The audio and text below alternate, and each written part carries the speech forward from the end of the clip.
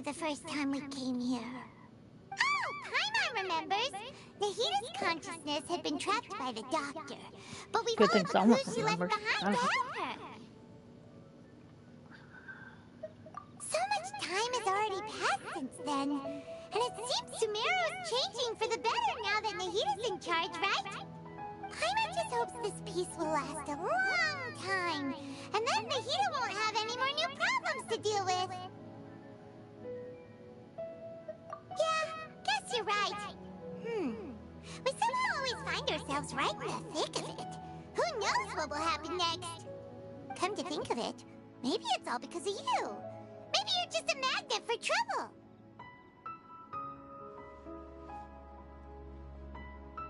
Huh? Me? Before Paimon ran into you, Paimon never ran into any trouble. At most, when she was super tired, Paimon got caught in some strange whirlpool and sucked out into sea. And even then, you fished Paimon out.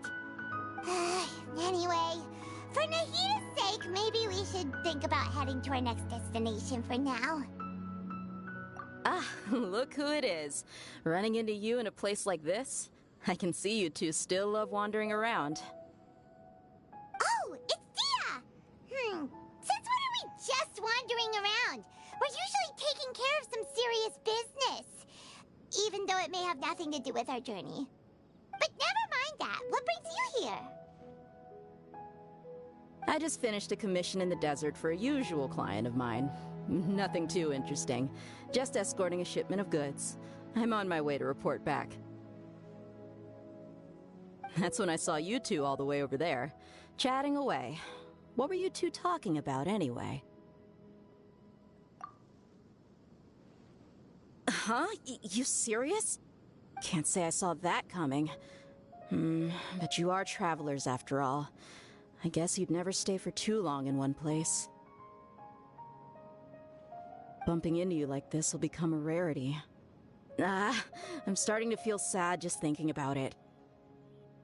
Hey, how about I gather a few mercs to escort you two? What do you say? Thanks, but no need. Oh, Paimon had no clue you'd miss us so much. But don't worry, we'll come back to see everyone when we get a chance. Sounds good. All you need to do to get to Fontaine is cross this stretch of desert and navigate some waterways. Knowing you two, I'm sure it won't be anything you can't handle. So, when are you leaving? Oh, wait a sec.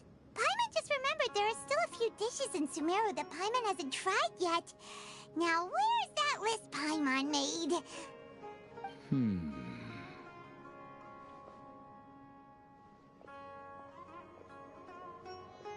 I see. Guess you won't be needing a going-away party or anything. It's sad enough to see you go like this. Though, now that I think about it, Sumeru wouldn't be what it is today without you. Seems true heroes always prefer leaving quietly. By the way, should we go say bye to Nahita? Oh, good point. Then there's no need to bother her in the real world. Then, I guess this is goodbye for now, Traveler in Paimon. Whether as a client or a friend, you're always welcome to come find me. Goodbye, Dia. Bye-bye, Sumeru.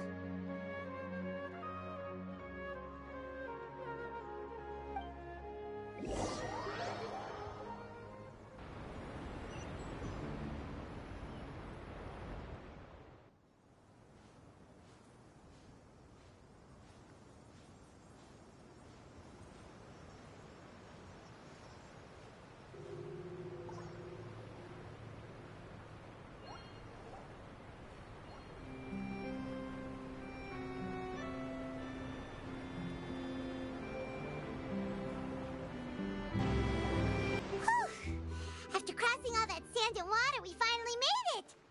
Oh, this must be Fontaine's port! Wow! Everything looks so advanced in Fontaine! Paimon's heard that the industry here is extremely developed, and there are all kinds of unusual machines! Just seeing the sights as a tourist is nice, but maybe it would be better if we found something to do. you think? Good idea! Nahida gave us loads of useful information. Seeking out the Seven is probably still our best source for information at this point. Yeah! The more we can learn, the better. So, what do you think the Hydro Archon's like? Will we get along? Nahida said that she has a very unique personality, whatever that means. To learn about a nation's god, start with the nation's people. There seems to be some locals talking over there. Let's go see if we can join the party.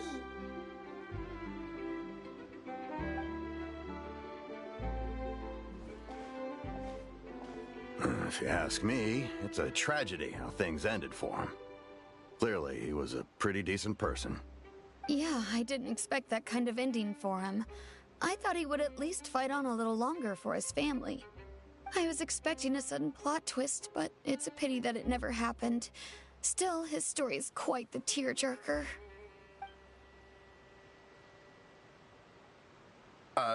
Excuse me. Can I help you two? I couldn't help but notice you standing here listening. Hi. We're travelers new to Fontaine, and we had something we wanted to ask, but you seem to be really busy talking about some kind of play, so we didn't want to interrupt. Play? Oh, no. We're talking about something that really happened. In fact, it's a case that was just heard a few days ago. Really? Like, a real trial? But the way you were talking about it and the words you used just now made it sound like some kind of story. Well, good tales are often based on true stories, aren't they? And what you see in reality may also be someone deliberately putting on an act while harboring ulterior motives.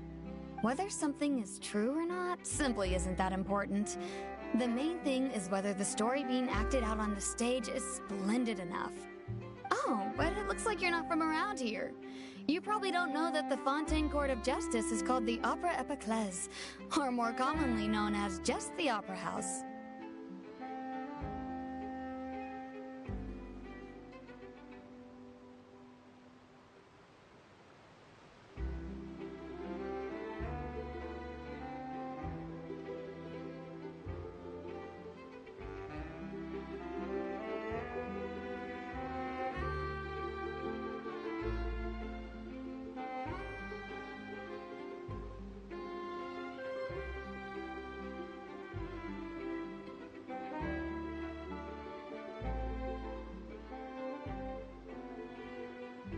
But, shouldn't court cases be treated a little more seriously than that? Not to question Fontaine's way of doing things. It's just that putting someone on trial is usually a very serious thing. No worries. Other visitors to Fontaine have wondered the same thing. You could say that we just don't want to waste the moving stories behind those cases. And as for your worries about whether the cases are treated with due reverence, we have the absolutely just and honorable Chief Justice Neuvillette, as well as the Oratrice Mécanique d'Analyse Cardinal, a machine created by the Archon. Between the machine and the Chief Justice, false charges and injustice are a thing of the past now.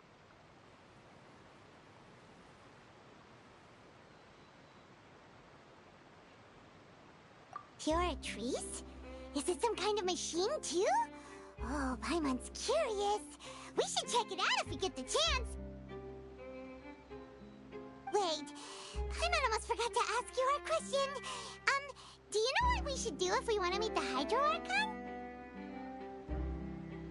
Oh, that's easy. Just go to the Opera House. Lady Farina practically lives there. You could definitely say it's her biggest passion. I think what they mean is that they wish to speak with the Archon personally. In that case, I'm afraid it's going to be a tad more difficult. You'll have to make an appointment well in advance, and it'll depend on whether or not she has any time slots available. Huh. Is the Hydro Archon super busy taking care of official stuff? Wait, didn't you say that she's always at the Opera House? No. Lady Farina seldom takes an interest with the nation's affairs. The reason it's difficult to make an appointment is simply because she's incredibly popular. That's right. After all, she is the Archon. Though she may tend to get a little dramatic from time to time, people can't get enough of her. Huh. First time Paimon's ever heard of an Archon being described that way before. Wait! Paimon gets now! The Hydro Archon is kinda like a big celebrity here, right? Yeah, I suppose you could say that. Perhaps you could even say our mascot. Hang on. This is still Fontaine's Archon you're talking about. You should show some more respect. Yes, you're right. I guess I should at least try to be a little more respectful in front of visitors. Otherwise, I might get arrested and find myself face to face with Monsieur Noirceur. Come on. Sure, there's a lot of laws here, but nobody's going to be arrested for saying something disrespectful about the Hydro Archon.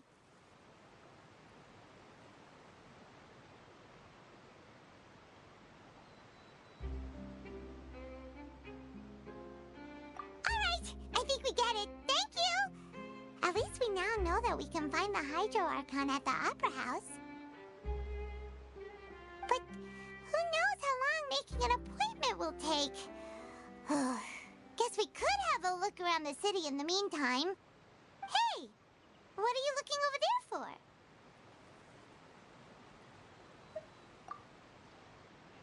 Huh. Maybe something's the matter. She isn't going to jump into the water, is she? Maybe we better go check on her.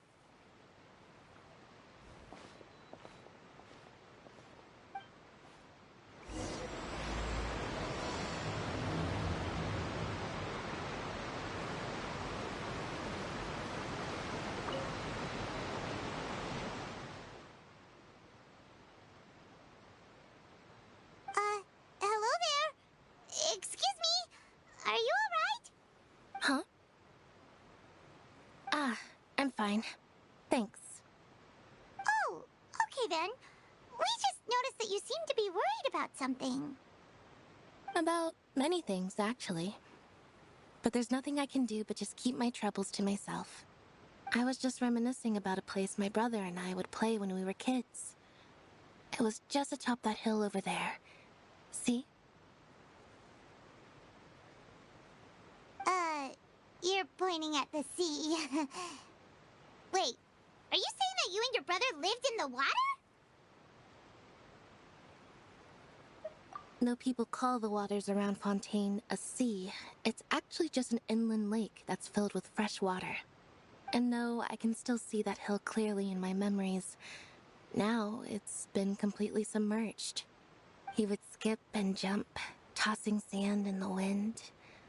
The sun shone brightly, and the air was filled with the scent of the sea. But now, the water is gradually swallowing our memories. It won't be long before it swallows us. Sorry. Paimon doesn't really get what you mean. I don't believe we've had the pleasure of meeting. Are you Lynette's new friends? Oh, and you are? Thanks for looking after my sister. She often comes here to reminisce about our childhood, that's all. There's no need for any concern. Allow me to introduce myself. I'm Linny, and this is my sister Lynette. If I had to guess, I'd say you must be travelers from abroad. Nice to meet you. Paimon is Paimon, and this is the Traveler. We just arrived in Fontaine. We were just talking with your sister. Even though we didn't really get what she was saying. I see. It's unusual for Lynette to be so willing to talk with anyone. In fact, she seldom speaks at all. I'm usually the only one she ever talks to. Oh, really? Then you two are just like us! Paimon's always the one talking for some reason.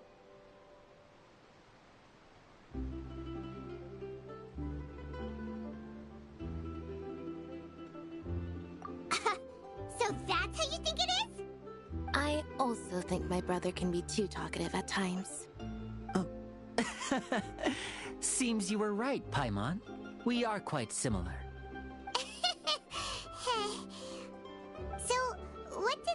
mean just now when she said that the water is engulfing your memories, and that it won't be long before it engulfs you too?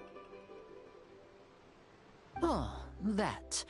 It's from a prophecy that's been circulating in Fontaine for some time now.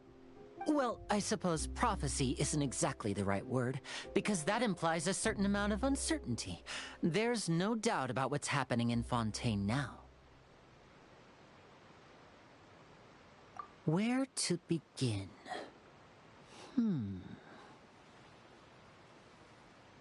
Let's put that question on hold for a moment. We still haven't formally greeted each other yet, have we? Did all the introductions earlier not count? Hello, traveler.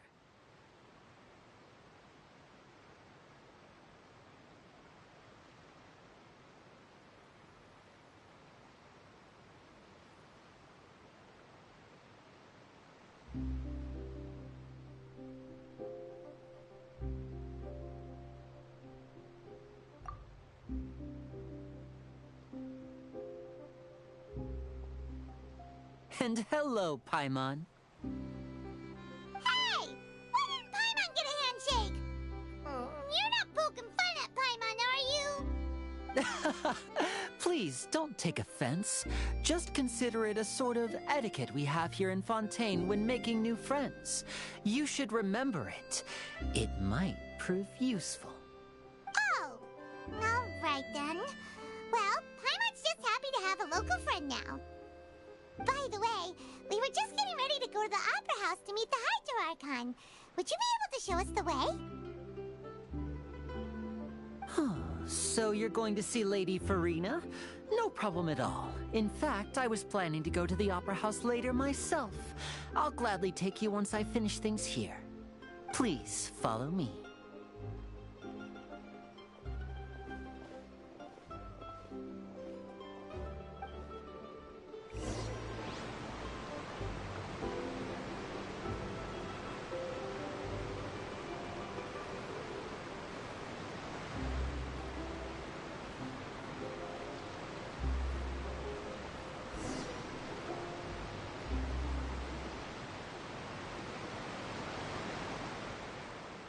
You said you were going to see Lady Farina? Well, it seems Lady Farina has come to see you.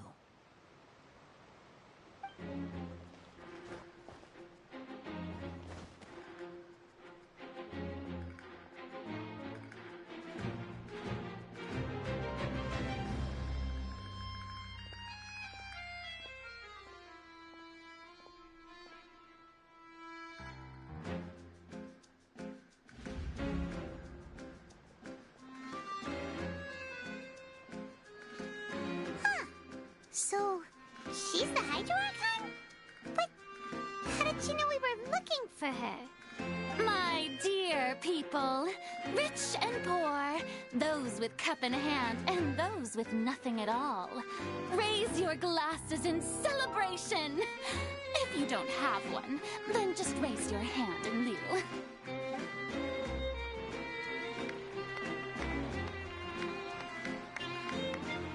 As you can all see, two unfamiliar travelers have arrived in our nation. Come, let us make a toast in honor of this traveler and her companion who have journeyed here from distant lands.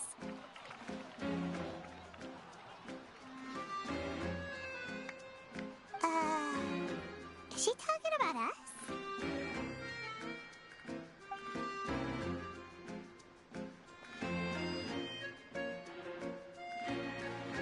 I've long heard of the turmoil and chaos you left in your wake as you visited other nations. But I welcome you nevertheless. No, I have come to receive you personally. Fear is for insignificant cowards. I am a god, and I will never entertain the notion of such meaningless wariness. You can be rest assured. I see clearly your sincerity.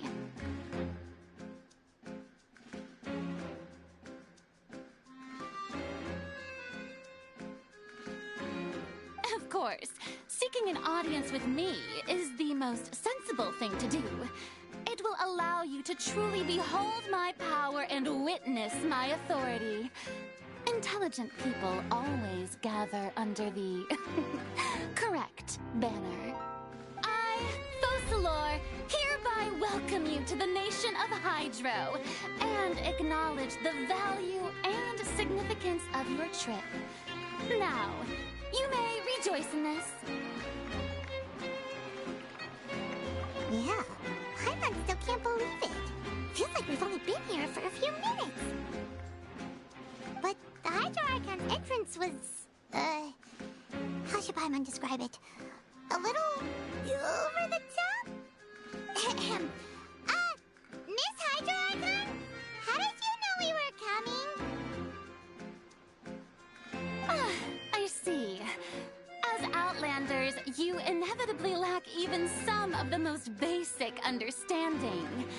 Don't forget that even the gods can be divided into the mediocre and the excellent.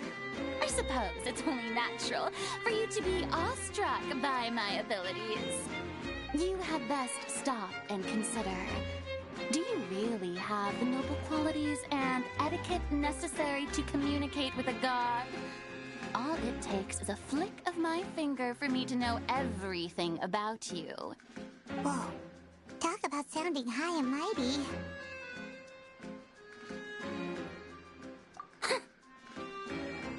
Oh? What's with these looks? Perhaps the welcoming ceremony still isn't enough? What else should I say then? Is she waiting for us to start talking? Wow, I didn't expect to see Lady Farina here. What a surprise! Wait, does this mean they're the legendary blonde traveler? How did I not notice before? Hey, what's all the commotion? Oh, is that Lady Farina? Is there some kind of drama going on? Of course. That's the blonde traveler. The one all those stories are about. Lady Farina came here to personally see her. Oh, I bet this is going to be the duel of the century. Ooh, I've got to see this. I knew Lady Farina would never disappoint.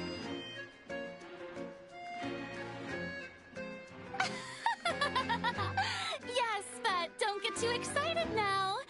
My dear believers and spectators alike tend to get quite rowdy, and despite the noise, I've come to tolerate all their ruckus.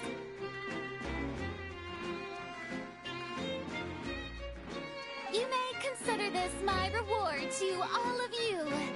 I have determined that there will be an epic duel between myself and this traveler from another land, just as you were hoping to see. Now she wants to fight? Aren't we getting a little ahead of ourselves?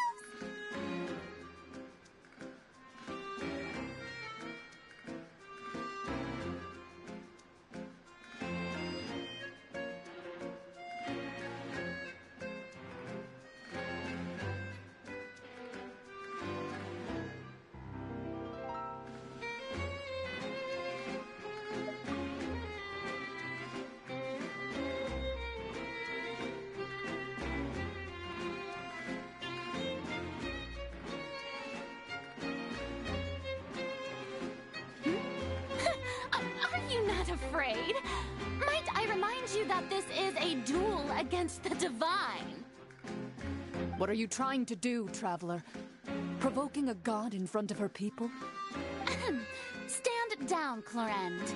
I admire her bravery. Few have the courage to draw their sword against a god. She is obviously a true warrior.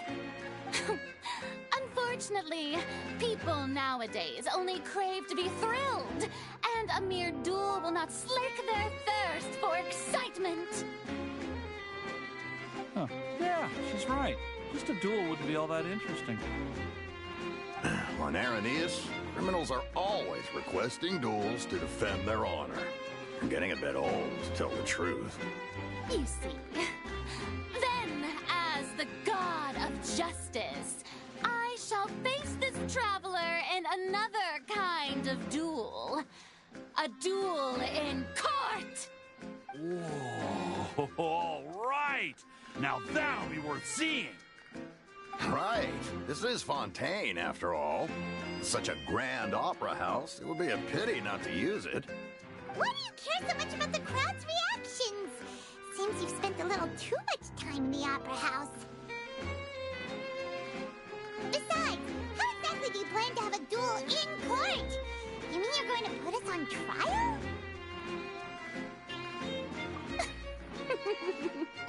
Oh, we have reason to put you on trial. It's obvious, isn't it? According to Fontaine law, no one is permitted to release any flying objects within Fontaine city limits during the first 3 days of each month. You are clearly guilty of violating this law, no? Oh, so that's what they've done wrong. That's our Lady Farina. No one knows the laws of Fontaine like she does. You call that obvious? What kind of law is that? Wait, flying object? You mean Paimon? Precisely! Now, if you two have no objections, then in the name of the Hydro Archon, I order your arrest. My apologies, Lady Farina. I don't mean to spoil the fun.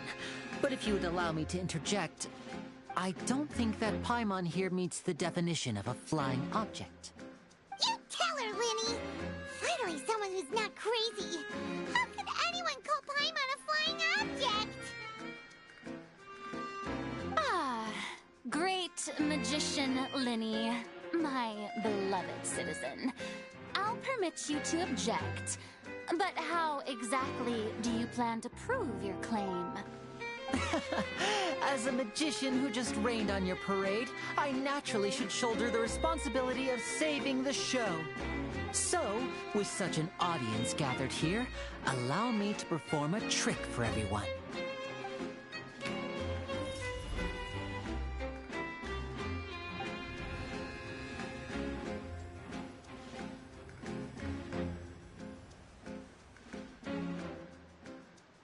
Ta-da!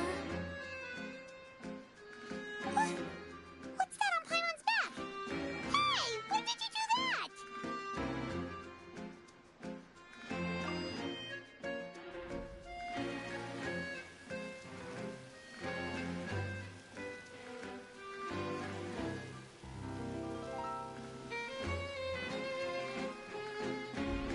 There.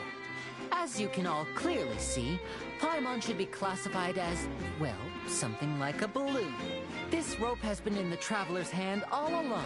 It was just that no one could see it before. You call that magic? You've got to be joking. I thought it was pretty good. Nice one. Huh. I'm not sure what to think. It seems Lady Farina's charges no longer hold water.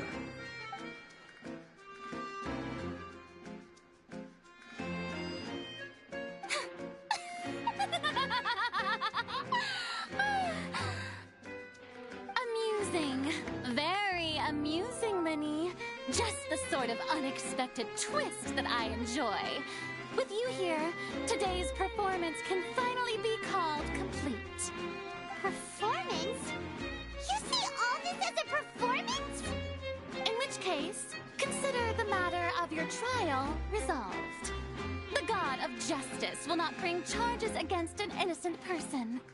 But when there are valid grounds, I will not only judge travelers from abroad, but even the gods of other lands. I look forward to seeing your upcoming performance at the Opera House, Mr. Linny and Miss Lynette. That's enough for now. Toodaloo!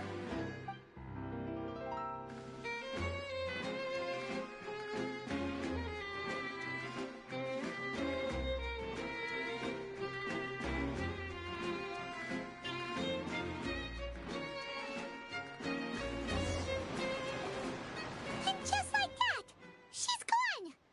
Well, that's the most unpredictable Archon Paimon's ever seen. We never even had a chance to ask her anything. But that's a problem for future Paimon. That whole scene just now was really... Don't mention it. I just happened to remember that there was such a law, so I did a little preparation, just in case. I didn't think it would actually come in handy. So, now do you see what kind of god Lady Farina is? She can be a bit confusing at times, but she is still amenable to reason. Anyway, Paimon had no idea you were a magician, Linny. It sounded like you'll be performing at the Opera House, right? I just know a few simple tricks I use to make a living. Lynette is my assistant. It will actually be my first time performing on the most prestigious stage in Fontaine, the Opera House. But isn't the Opera House where criminal trials are held in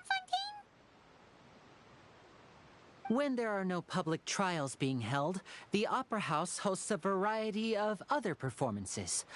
To the people of Fontaine, the line between a trial and a performance can be a little blurred. And speaking of performances, I would be remiss to forego this opportunity gifted by fate. Might I invite the two of you to see my performance? My brother's always excited to make new friends. Oh, sure. We don't really have anything to do now, and we wanted to go to the Opera House anyway. Splendid. In that case, why don't we go together?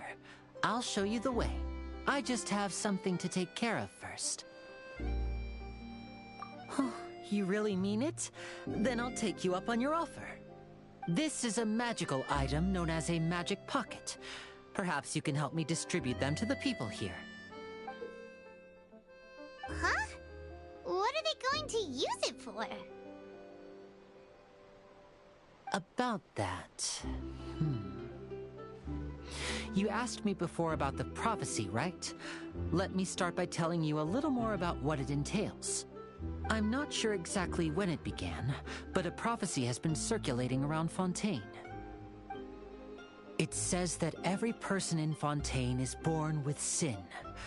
No matter how the nation of justice holds trial after trial, this sin cannot be absolved. Until one day, the water levels in Fontaine will rise, and the sinful people will slowly be drowned. In the end, the people will all be dissolved into the waters, and only the Hydro Archon will remain, weeping on her throne. Only then will the sins of the people of Fontaine be washed away. That sounds pretty gloomy. Why are people in Fontaine born with sin? What is that supposed to mean? There are lots of guesses. Some say that the ancestors of Fontaine stole the power of the seas and stirred its wrath. Others say that the people of Fontaine never heeded the first Hydro Archon's warnings and offended Celestia. But here in Fontaine, evidence is what matters. There hasn't been concrete evidence for any of these claims, so they can only be regarded as conjecture. If even the people in Fontaine don't know what sin they committed, wouldn't it be better just to ignore the prophecy completely? Why bother feeling guilty all the time? That's exactly what the people did at first. But in the last few years, the water levels in Fontaine have actually started rising.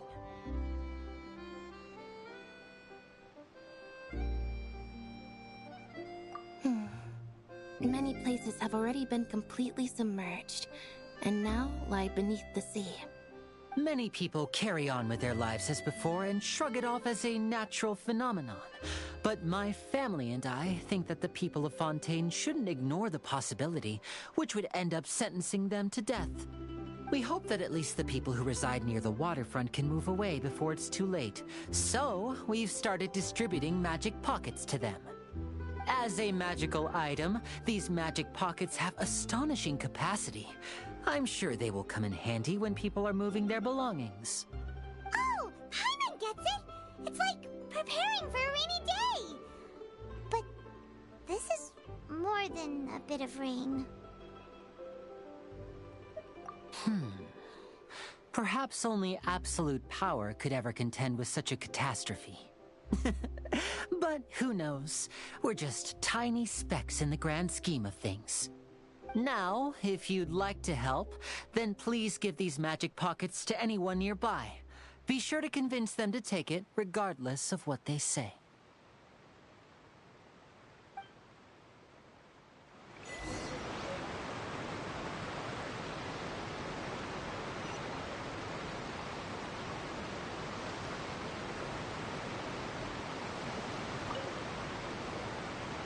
So you're the blonde traveler that everyone's been talking about. My apologies for not recognizing you earlier.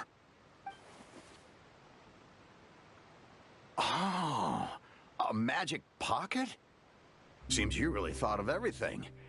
I guess it's better to prepare for the worst and hope for the best. Thanks. Please, also thank the magician on my behalf when you get the chance.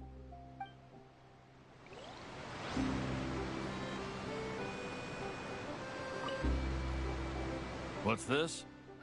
So you also believe in the prophecy. Keep it. I won't have any use for it. What? You mean you don't believe in the prophecy? No, I believe in the prophecy. But I also believe in another story. The story says that people once lived in the ocean. They were one with the ocean and couldn't live apart from it. But as time wore on, people desired to live on land and developed blood vessels, encapsulating the sea within their bodies. Thus could people set foot on land. So, if you ask me, when the water rises and takes us all, it'll be like we're going home. Oh, we hadn't heard that one before. But people can't live underwater. They'll die. You should probably still take it.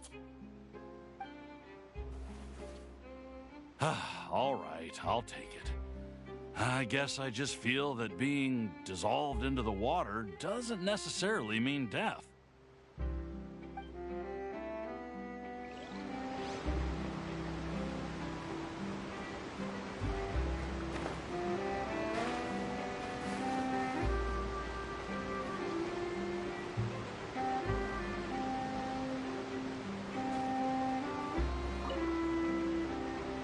Huh? I don't want that thing. Way I see it, if the prophecy's true, it's still gonna be a long time before the water can cover everything. Life is all about living in the moment. What use is there in worrying about the future all the time? We'll cross that bridge when we get to it. You should still take it. You never know when it'll come in handy. Oh, all right, fine. Thanks. It's just that if I start moving, that means I've already given up on the life I have now.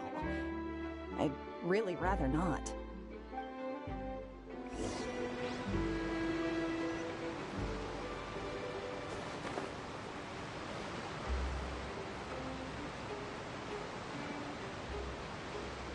Oh?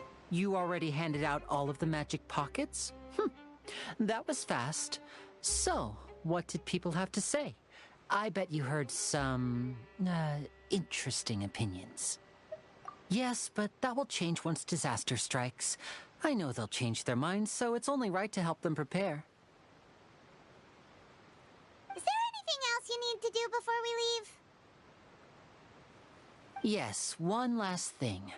I have the magic pockets made by a workshop in the court of Fontaine. Since we're out and about, I was thinking about bringing him some more materials. So, you want to collect materials? Just tell us what the materials look like and we'll help. Many hands make light work. Oh, that would be much appreciated. We'll need some Romaritime flowers. I remember seeing them near the waterfront on the east side of the harbor. You made quick work of that. I can tell you're an experienced traveler. I've also finished collecting a few here. Maybe next time you'll feel like helping too, Lynette. No way. I'm in power-saving mode today. Otherwise, I fear I may not have any energy left for the performance at the Opera House. Fine. Though the performance is still a long way off. Now that we're finished here, we should get ready to head back to the Court of Fontaine. So, we're going to the Court of Fontaine before we head to the Opera House? Good. Paimon wants a tour of Fontaine's largest city and try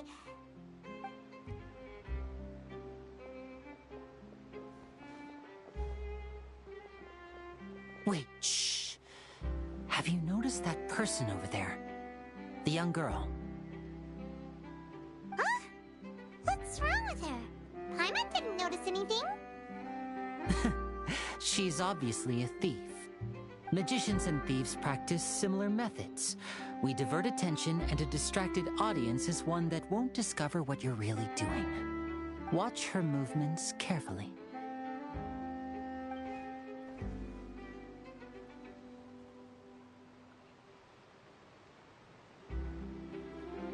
Oh, he's right! Shh, keep your voice down. We need to think of a way to catch her, but it seems she's very alert. Perhaps we should split up. You two can ride the lift over there and wait up top. I bet that'll be her escape route if she tries to run. All right, let's go. This is the spot where Linny wanted us to wait.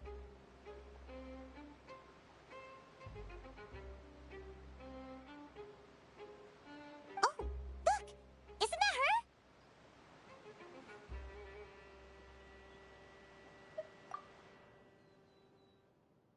Oh no! Did she notice us? She started running the other direction! What should we do? Should we chase her?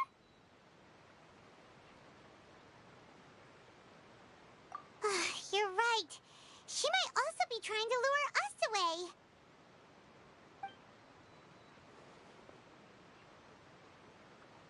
Nothing's happened for a while now. Paimon wonders if Linny caught the thief. Yeah, let's go.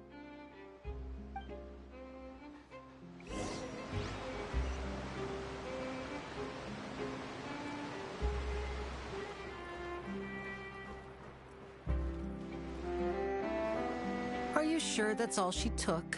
You should check to make sure you're not missing anything else. No, that was all. Oh, I can't thank you enough. I didn't notice a thing earlier. Anyway, I should be going now.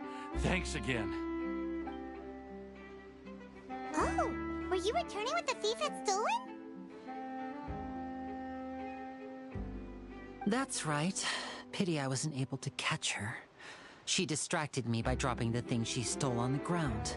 By the time I looked back, she was already gone. I saw the general direction she went, but Linny twisted his ankle, and I needed to make sure he was okay. Oh, did you get hurt, Linny? I'll be all right. It's just a twisted ankle, that's all. In fact, it's feeling better already. If you want to play at being a hero, at least try not to get hurt doing it. Imagine what would happen if you managed to derail our performance as a result. You're right. Sorry, Lynette. I have to admit that the thief was even more skilled than I had anticipated. But at least we were able to get the stolen items back, so it wasn't a complete failure. What a slippery little thief. Guess things turned out all right in the end, though. Linny's initiative paid off. All right, let's put this little detour behind us. We should go to the Court of Fontaine now.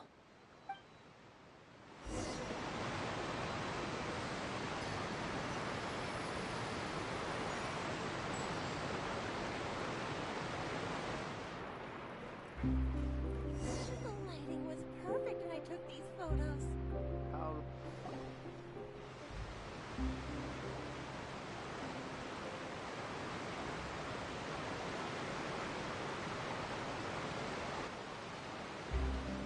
So, we ride this thing to go into the city? What an ingenious way to get around! People in Fontaine really know how to use water. This is an aquabus. It allows people to travel between several key locations around Fontaine. It's pretty convenient, but the ride can become a little dull after a while. The scenery is always the same. That's why it's better to travel with friends. So you mean it's still boring even when I'm riding with you? No, that's not what I meant. It's just that, well, you don't really talk that much. Besides, it doesn't really feel like a real trip when it's just the two of us. It's the same as being at home. Whatever.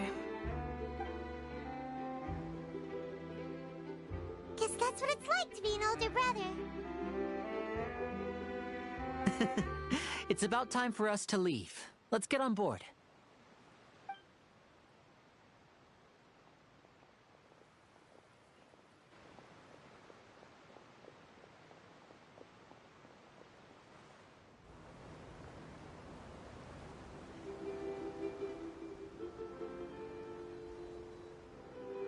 Huh? What? Traveler! Paimon! Charlotte! Oh, I never guessed I'd bump into you while riding the Aquabus. In the story of my life, this is big news. What are you doing in Fontaine? I didn't hear anything about you paying us a visit. Yeah, it's quite the coincidence. But as travelers, we're always on the move. It's not surprising that nobody knew we were coming. Though we still have no idea how the Hydro Archon knew about us. Oh, let Paimon introduce you to our new friends. Oh, no need for introductions, Paimon. I would recognize the great magician Linny and his assistant Lynette anywhere. I wouldn't be much of a reporter if I didn't know who they were. It's a pleasure to meet you. I'm Charlotte, a reporter for the Steambird. Nice to meet you. From the Steambird, huh? We've often relied on your paper to promote our performances. It's an honor to meet you. Now that everyone knows each other, Fontaine suddenly doesn't feel like such an unfamiliar place. So, what have you been up to lately, Charlotte? Any big news? Not too much. When there isn't any breaking news, I mainly cover the trials at the Opera House. You can still manage to keep readers' attention as long as you tell things from a clever enough angle, even if it's the same old topics. For example, reporting on how a scammer once deceived vulnerable girls into relationships, or how a financial criminal was once so poor that they ate a single piece of bread for 5 days.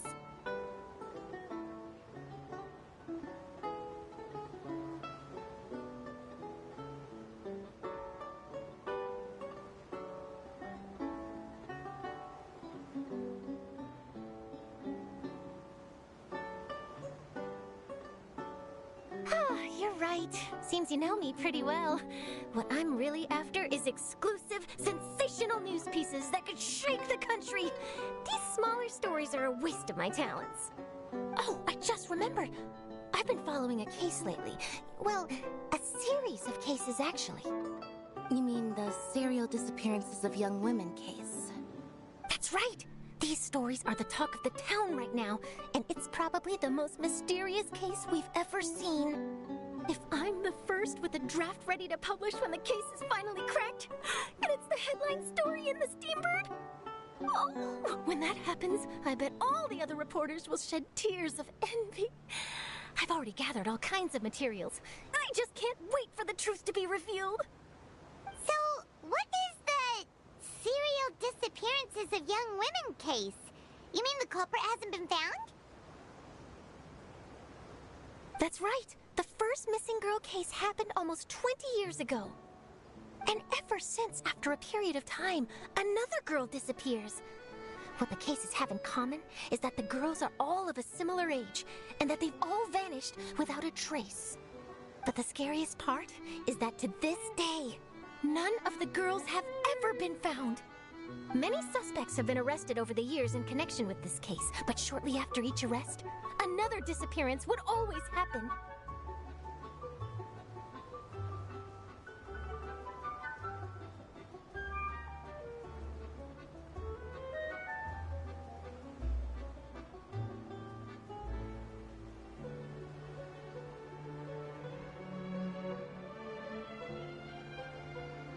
Yes, it's possible.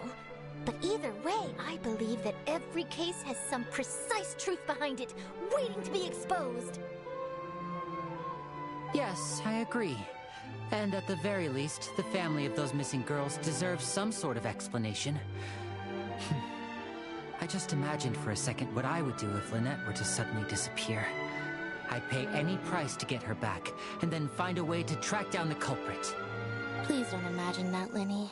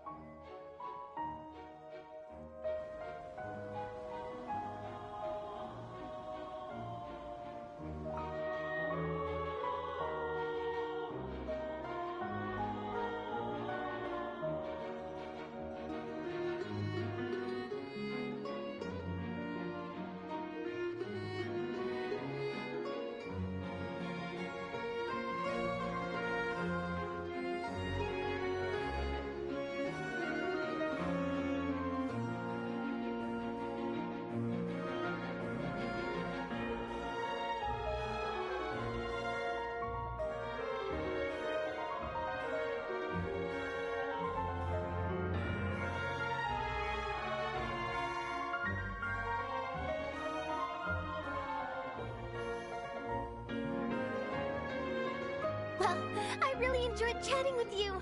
Life should be full of pleasant little surprises like this. Yeah, us as well. The ride went by too quickly. I have an interview to get to. I should get going before I'm late. Okay, Paimon hopes we can chat again soon, Charlotte. See ya! Bye now. Oh, be sure to stop by and see me at the Steambird when you have time.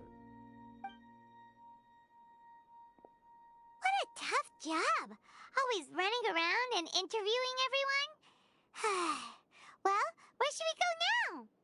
If you don't mind, how about we stop by my home first? Besides, I still have all the materials we collected. Sure, we wouldn't mind at all. This city is so huge, Paimon wouldn't know where to start anyway.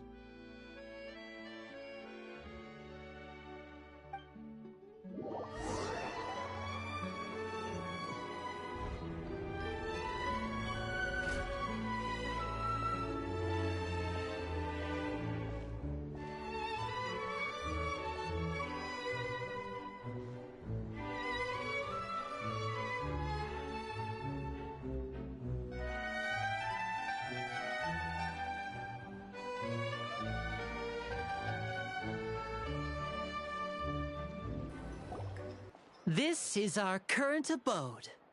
Ah, Fremine, you're home.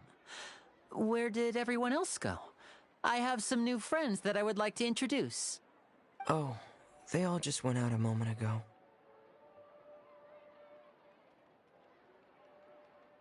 I see. Everyone is getting busier now that Father will be returning soon. I suppose that can't be helped. Allow me to introduce you to my little brother, Fremine. He is a phenomenal diver. Hello. Nice to meet you. Paimon is Paimon, and this is the Traveler. Oh, you sound very proud to have a diver as a brother, Linny.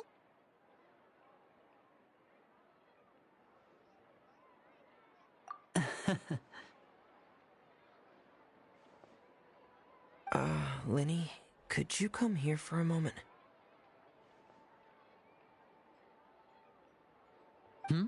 What is it, Fremine? Do you have something to tell me?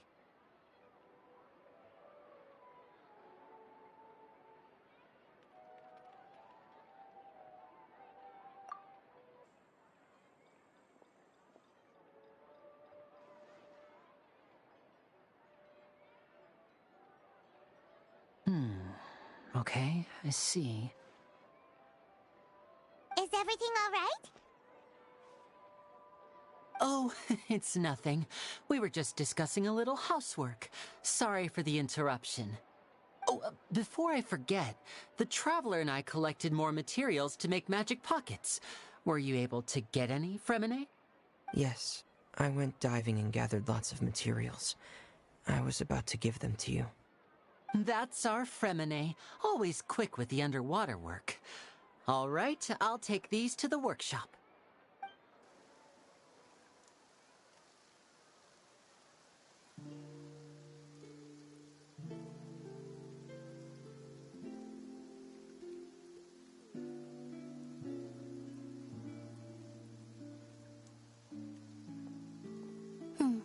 Looks like rain. Oh, you're right.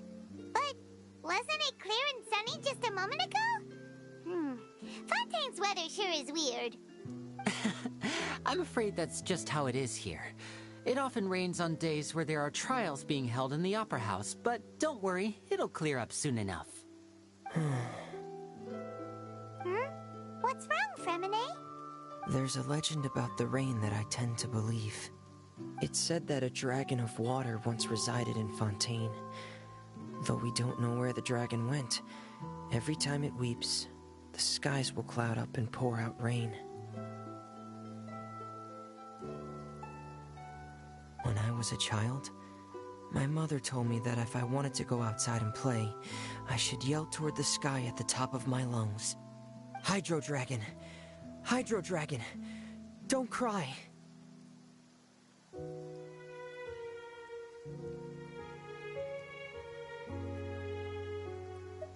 If it's an elemental, Hydro Dragon, then having the power to make it rain wouldn't be very unusual.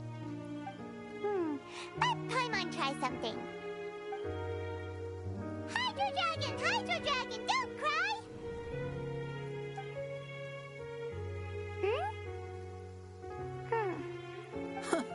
Doesn't seem to be of any use.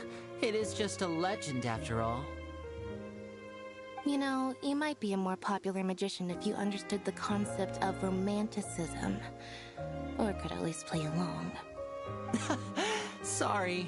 It might be because we've never met the Hydro Dragon. Perhaps it can't be comforted by the words of strangers.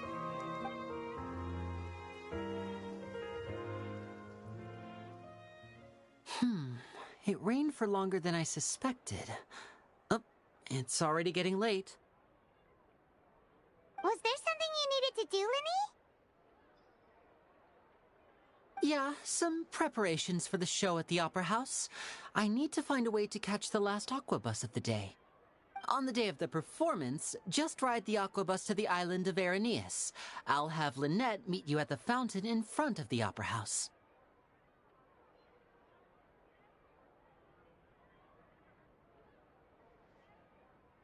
Oh, are you leaving now? What is it, Fremine? I'm in a hurry. Oh, I get it. You feel nervous delivering the materials for the magic pockets, is that it? Perhaps we could trouble the Traveler to help us take these materials to the Beaumont workshop and deliver them to the owner there? I'm afraid that Fremine can be quite introverted, and the boss there tends to be pretty talkative. Fremine has always been a little afraid of her. No trouble at all! Don't worry, we're on the case! Sorry for the inconvenience. I'm quite useless when it comes to such tasks. I'll think of a way to make it up to you. Oh, no need! This will be a walk in the park for us!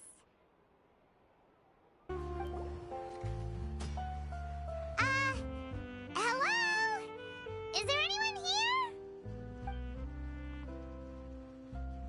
Oh, hello there. New customers? Looking to buy, or do you need something made? Or perhaps you're just looking for a chat with me. Oh no, we're just here to deliver some materials. Here they are. They're for making... what were they called again? Ah, these must be for magic pockets. I could tell right away. I've already made several orders worth now.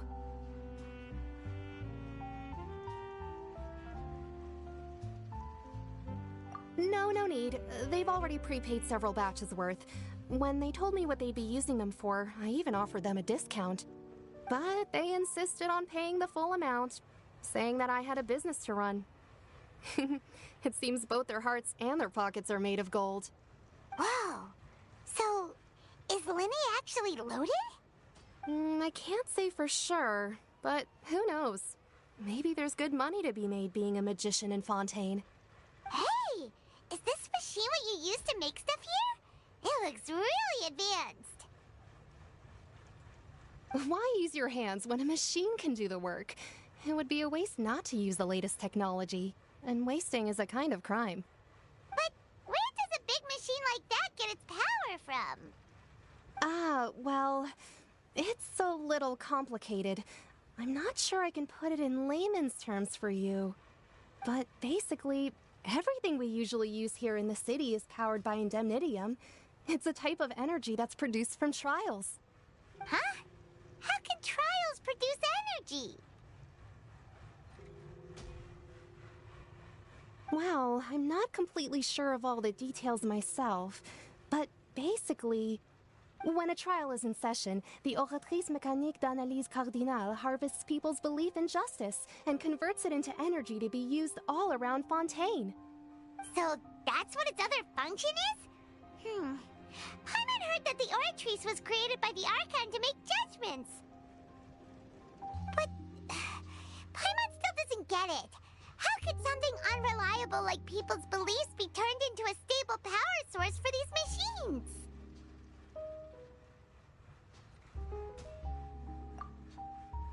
Oh, yeah!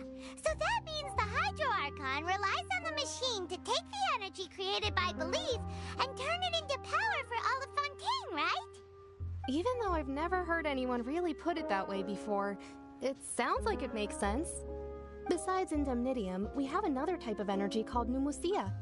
It isn't produced by the power of the Archon, but it is unstable by nature. Even now, it still cannot be widely used by civilians.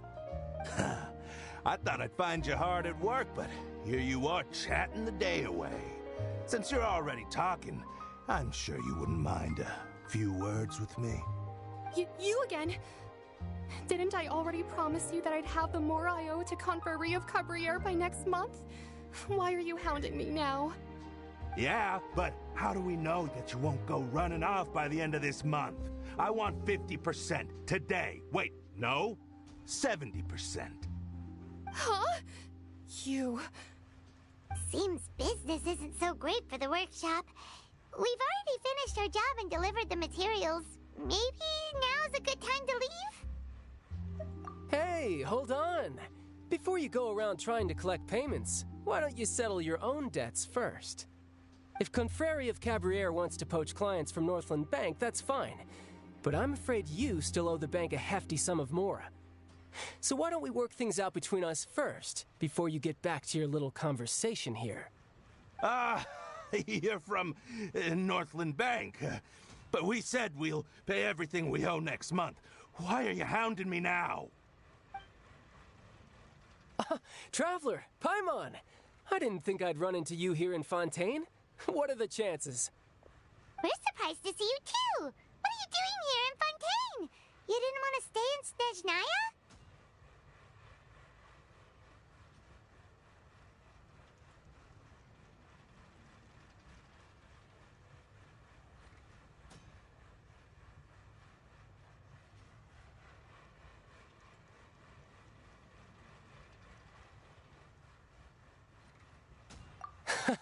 Long story short, I've already been in Fontaine for some time now, and honestly, things have been pretty boring.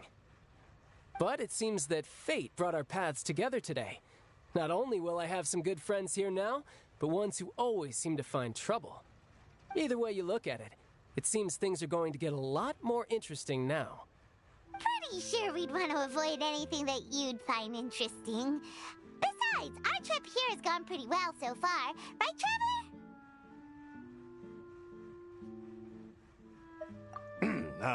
Hey, you, Northland Bank boy. Aren't you forgetting something? Don't interrupt.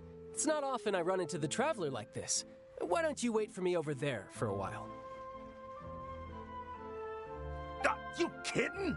Aren't you the one looking for us? You really expect us to sit and twiddle our thumbs while you catch up with your friends? Listen to me, boy. If you want your mora, fine. Why don't you come and take it? Hey, I just said not to interrupt. Oh, by the way, Traveler, the last time I took Tonya and Tusser ice fishing, Tusser said... Hey! That's way over the line! All right, boys, let's see who has to pay up now! Can you at least let me finish one sentence? Fine. Though the bank told me not to get rough with our clients. You're the ones who started it. This is an act of self-defense. You two will have to be my witnesses, okay?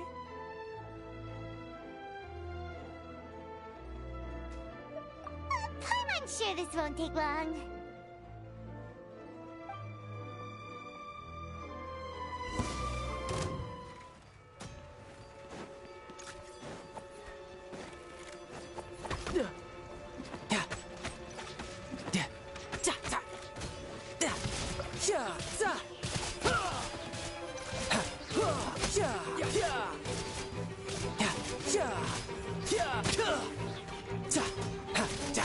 No time to lose.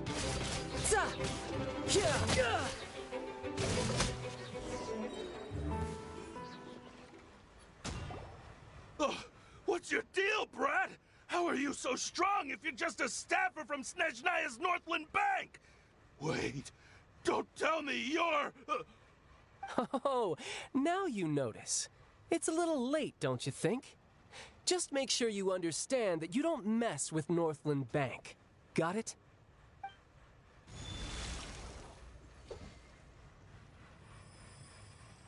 Huh? Now's my chance!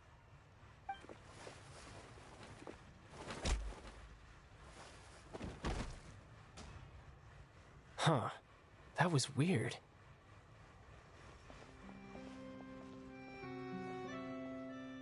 I'm not sure. It's as if I suddenly lost control of my hydro powers when I needed them. Maybe there's something wrong with my vision? Strange. How could that happen? First time Paimon's ever heard of someone losing control of their vision. Never mind. It doesn't matter.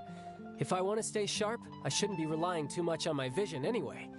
Besides, I always have my delusion in case I need it.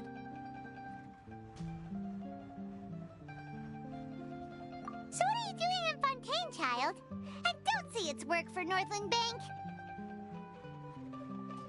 Well, I guess it's because I've been in a bad mood lately. Huh? What kind of reason is that? Wait, since when do you feel down about anything? I don't know. Maybe I still have a lot to learn about myself. But recently, there seems to be some sort of restless power stirring inside of me. And I don't know why, but every now and then I feel like I'm in a terrible mood. Maybe you losing control of your vision just now is connected with that power you're feeling inside. That is a possibility. I can't remember if I ever mentioned it before, but when I was 14, I fell into some unknown abyss. It was during that time I learned nearly all of my abilities. The one who took me under her wing and taught me was named Skirk. She was always quiet and very mysterious. Nobody knew where she came from or what she had been through, and she was always very strict when teaching me combat techniques. One time, I asked her why she was willing to take me on as an apprentice. From what I could make of her answer, it was because I had awakened it, and traces of it remained on me. She said that all my combat training would be useful in the future. But what is it? What did you awaken? She never explained that, but my guess is that it's related to a dream I saw when I had just fallen into that abyss. In my dream, I was in the deepest depths of the sea, and the boundless seabed was all around me. But in front of me appeared a whale that was so massive, I felt like I couldn't breathe. A whale? Oh, that sounds familiar! When we fought against you before, you summoned a huge whale that seemed to leap at us. Is that the one? That's just an abstract form of a whale that I create using my elemental powers. It takes that shape because the scene I dreamt of the whale has always been stuck in my mind. I'll never forget it. So you used the whale as inspiration for one of your moves? Huh. Seems a little twisted to Paimon. So why don't you just go ask your master? Maybe she knows the answer. You make it sound so easy. Ever since the incident I experienced there, I've never stopped searching for Master Skirk and that unknown abyss. But it's been years now, and I've still found nothing. There isn't even a trace of the place where I remember falling into the abyss. Oh, it sounds like some kind of ghost story. Yeah, I'm out of leads at this point, but there's nothing more I can do. It seems that strange encounters in this world tend to be elusive like that. Oh, seems the time really flies when I'm talking with you. I just remembered I have somewhere else I need to be, so I should get going. What? More work for the Northland Bank? No, it's more of a personal appointment. Lately, I've been sparring with some of Fontaine's official champion duelists whenever I'm feeling bored. Official champion duelists? You mean it's their job to duel? Yep.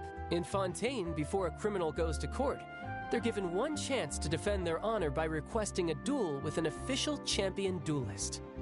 The champion duelists are all-powerful fighters selected from among the nation's best. And the duel itself is a no-holds-barred fight with no specified stopping point.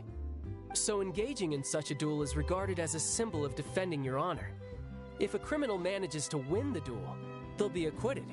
But if they lose, they'll have no choice but to stand trial. And the worst case scenario is that you're simply killed in the duel. Though it's rumored that Fontaine has a death penalty, from what I can tell, no one has ever been officially sentenced to death. So really, the only people who opt to duel are those who have suffered a grave injustice in being accused, or those who greatly value their honor. Otherwise, why gamble with your life? So, do many people actually get out of their trials by winning the duel? Apparently, it's exceedingly rare for anyone to actually win. Fontaine probably enacted this system as a way to show that the nation respects the honor of its citizens. Besides, none of the champion duelists are to be trifled with, which is exactly why I was itching to face them as soon as I got to Fontaine. Apparently, the one I'm meeting today, Clorinde, is the strongest of the champion duelists. I had been asking her for some time before she finally agreed to face me today. Well, that's child for ya. Paimon feels like we heard that name somewhere before. Clorinde. Huh. Oh, before I forget, I want you to have this. Huh? Your vision? You're seriously just giving it away? I'm just worried that it could become uncontrollable again. I'd be pretty upset if it got in the way of my duel, so I think I'll be better off without it for now. Besides, I just need you to hold on to it for a short while. I'll come retrieve it when I have some time later. Paimon knows what you're up to. You just want an excuse to come talk to us again, don't you? Whatever gave you that idea? I'll be in touch later.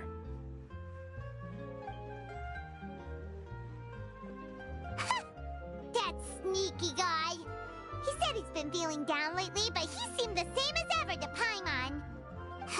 Well, since we don't have much to do for now, we might as well walk around and see the city before Lenny's performance.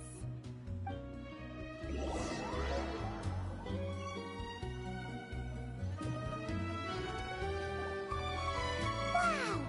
Who could have seen that coming? The reporter who was barely around for most of the story was the murderer all along! Sorry.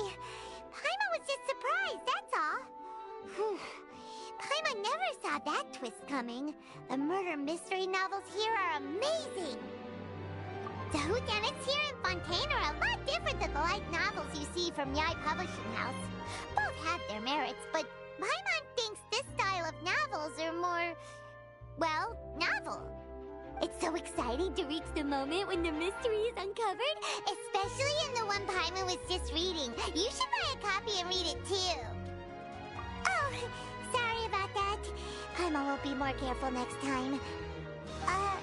Hey, shouldn't we be heading to the Opera House to see Lenny's performance soon? It's almost time for the show to start, so we should get going.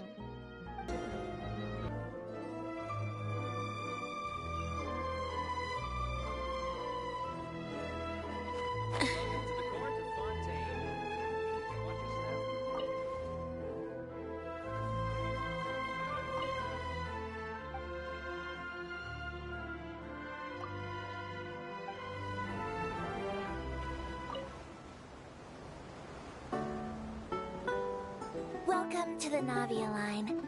I am Elfan. The boat will be departing imminently. Please do not stick your head, hands, or other body parts outside the boat. The Aquabus operator is not responsible for any accidents or injuries resulting from doing so. Also, please remember to buy the Steambird.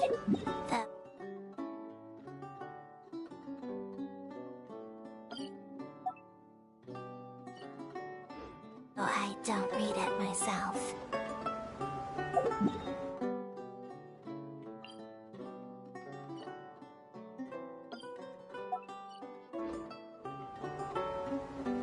The destination of the current tour is Arenias. Points of interest worth visiting include the Fountain of Lucine and the Opera Epiquest. If you look to the left in the direction we are currently traveling, you will see the famous Fontaine Research Institute up in the sky. An experiment gone wrong turned a new sightseeing opportunity. Human ingenuity truly is a wondrous thing.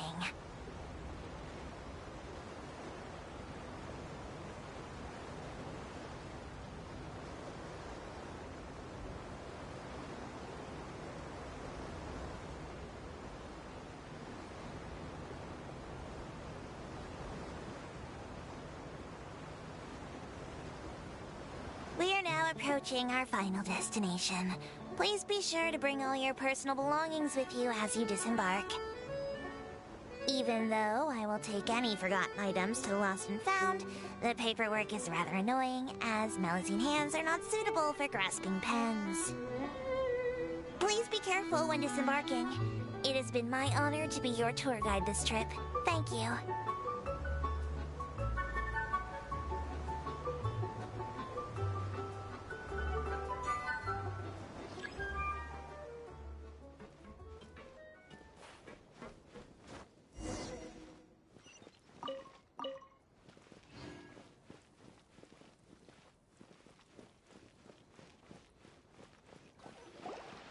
Whoa!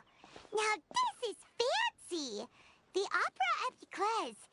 What a place to hold a performance! No wonder Linny and Lynette were looking forward to it. Huh. Looks like there's a lot of people standing around the fountain up ahead. Oh, Archon, please bless us with a bright and healthy child. We pray. I don't know why you always feel the need to ask so much. I'll be happy as long as our child is healthy and lives a peaceful life. I guess if they're our kid, then there's no doubt they'll turn out smart. Maybe this is one of the customs in Fontaine. There sure are a lot of couples here. Vache.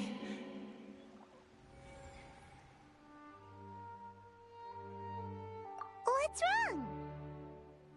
Vache. Vache.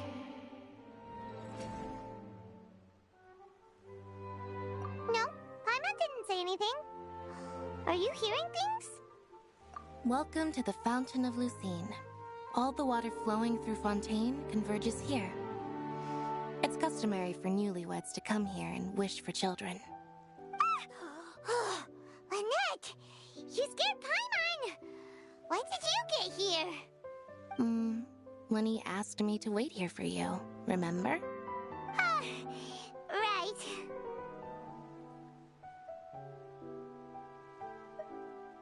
What do you mean? There are a lot of people here right now. Hey, you're not trying to scare Paimon, are you? Besides, it's the middle of the day. It's not the time for eerie things. I see. I might be able to tell you something that could help explain the voice you heard. In fact, you might not be imagining things at all. I suspect that what you heard is a result of your hypersensitivity to the hydro element. Others in my family have had similar experiences.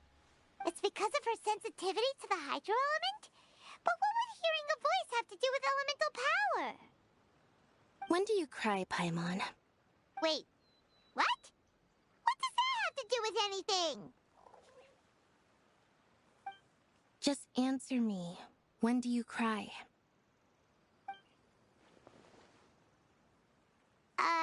When Paimon's really sad? Oh, and when Paimon's super happy. Oh, and also when Paimon's really, really scared. Then you should understand that tears contain your most intense emotions. Like I just mentioned, the Fountain of Lucine is where all the flowing water in Fontaine converges. Even the tears that fall to the ground will eventually gather here. So maybe what you heard was the intense emotion coming from someone's tears.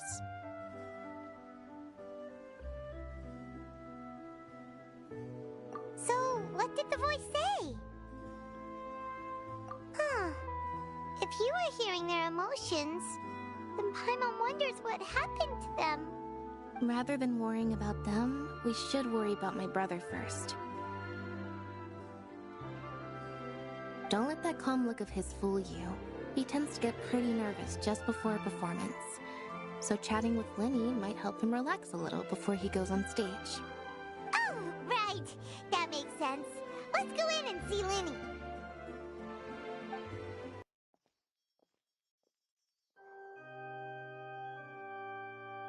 Traveler and Paimon, good to see you. I knew you two would come. Are you kidding? We wouldn't miss it for the world. We've been looking forward to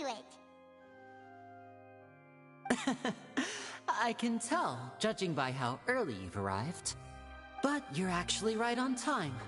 The audience still hasn't started entering the venue yet, which means now is the perfect chance for us to take you to the best seats in the house.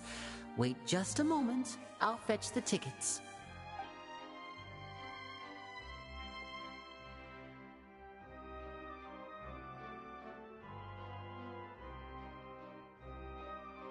The Opera House has assigned seating, so you always have to make reservations. I've already reserved your seats, and here are your tickets.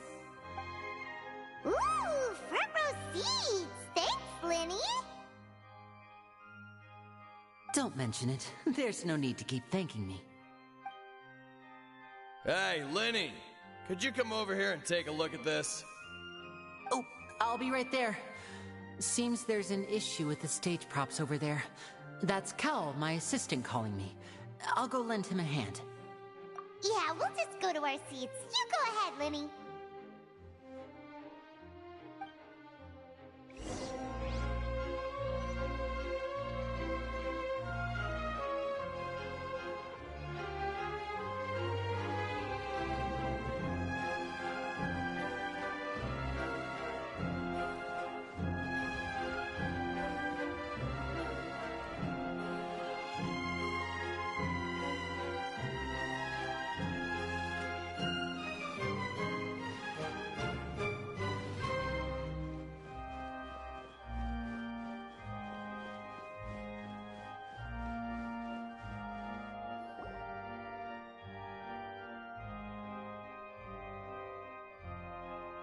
These should be our seats. Come on, let's sit down.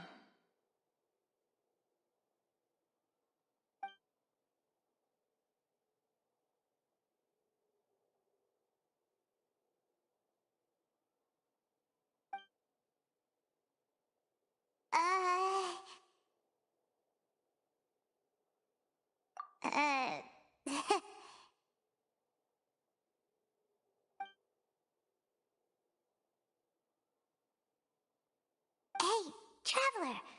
Maybe we should strike up a conversation with the person next to us. Since we're sitting together and the rest of the place is practically empty still, it's kinda awkward if we don't say anything. Ah, you little... Of course you put this on Paimon. Excuse me, I did not realize you felt awkward. I am terribly sorry. I would be perfectly happy to chat with you if that is what you would like. Oh, so you heard all of that, did ya? Boy, you sure have good ears. Paimon thought she was keeping her voice down. Wait, that's not it. Paimon's... Sorry. Paimon's the one who was being rude, talking under her breath like that. So, let's talk, but, what should we talk about? Oh, Paimon's got it. You're also here early and sitting in the front. Are you a friend of Linny's too? A friend, you say? Well, if Mr. Linny would like to be my friend, I would be more than happy to reciprocate. Oh, so you're not friends with Linny then? Oh, this is getting more awkward by the second. Paimon nearly forgot to make her introduction. Nice to meet you. Paimon is Paimon, and this is the Traveler. We just arrived in Fontaine. It is an honor to meet you two. I have heard of your deeds across Tevat. And as required by proper etiquette, I will also introduce myself. I am... Oh, Monsieur Nervillet. What an honor it is to have you here to see my show. Ah, Mr. Linny. I should say it is in fact an honor for me to see your performance in person. Wait, Nervillet? Could he be... I saw you all chatting just now, but it seems you still don't know who Monsieur Neuvillette is. Allow me to introduce you to Fontaine's Chief Justice. That seat is always reserved for him. It wouldn't be too much to say that he's the symbol of justice and honesty here in Fontaine. Ooh, sorry for being so rude just now. Paimon had no idea you were such an important person. No offense taken. Being Chief Justice is merely what I do for work. Nearly every person has their usual reserved seat, so I'm not so special, really. And by the way, I should probably let you know, even though I would prefer not to. There's someone sitting up there in the VIP seats that has been striking a pose for quite a while now. I believe she is trying to give you a most elegant and impressive first impression. So I think you should take notice of her sooner rather than later. Otherwise, she may become flustered.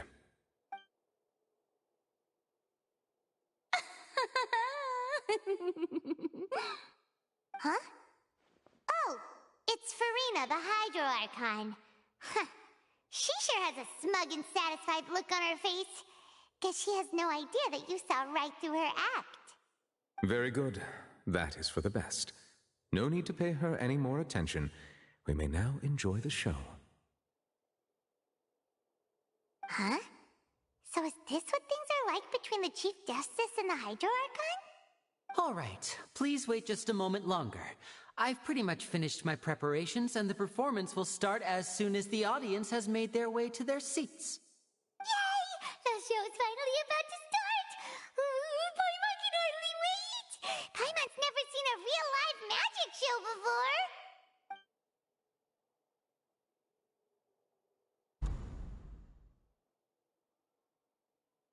Oh! They're dimming the lights! The show must be starting!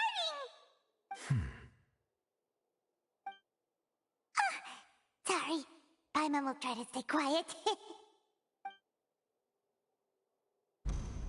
Welcome, one and all, to the Opera Epiclese. I am the star of today's show, Linny. And over here is my sister, Lynette, who will be working as my wonderful assistant. Please, let's give her a warm welcome. Hello, everyone. I know she may seem to be a little sleepy right now, but that's just a sign that she's nervous. Whatever. Now, some of you may be thinking, two vision holders who can freely manipulate elemental powers performing magic is not true magic at all. So, I would like to take a moment to assure you that elemental powers will have nothing to do with what you will witness on the stage today.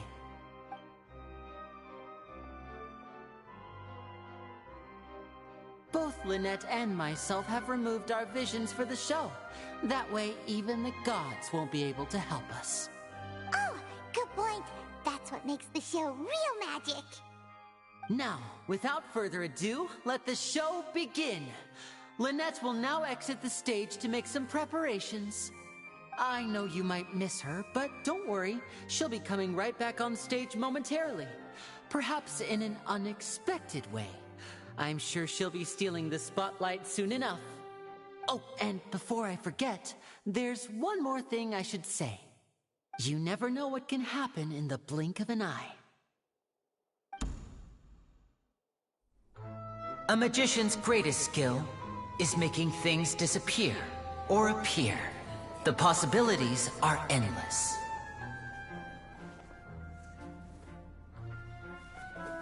Huh?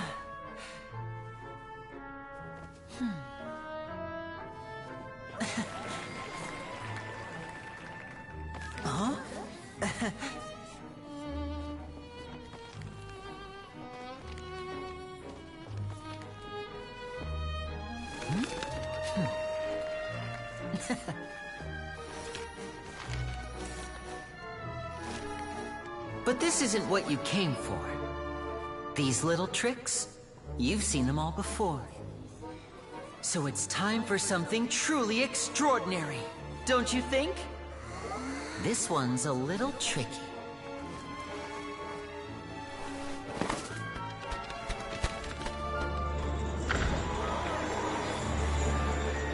Using this water tank, I shall make my sister vanish completely, right before your very eyes.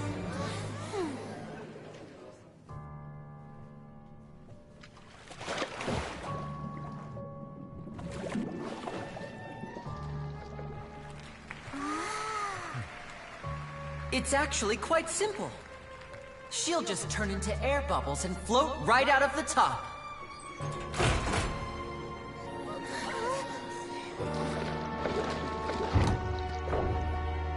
Oh no!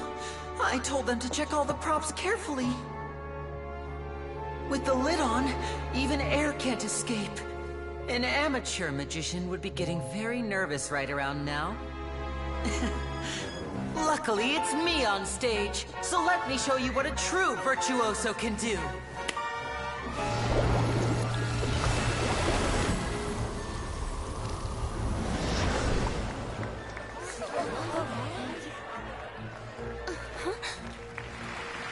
Lynette, are you still there? Don't go too far. We don't want to use up all our magic. Hi, I'm back. Uh-huh.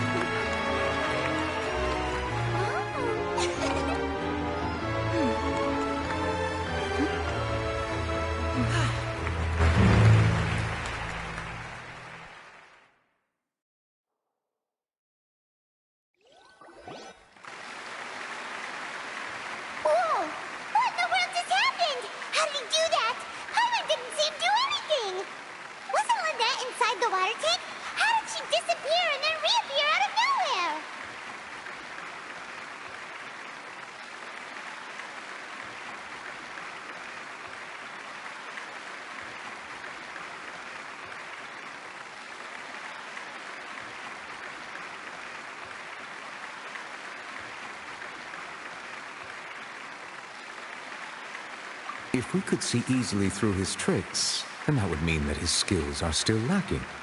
To appreciate magic, you should focus on the show happening on stage, rather than getting caught up in trying to see that which has been intentionally hidden. Guess you're right. Paimon couldn't believe her eyes when Lynette reappeared. Amazing! Thank you everyone. I'm glad you enjoyed that performance. But our magical journey has only just begun. I've prepared even more astonishing surprises for everyone here.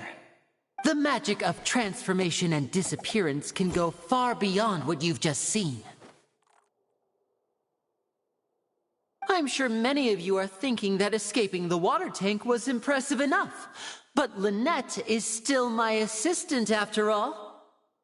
In which case, I have ample time to make all necessary preparations.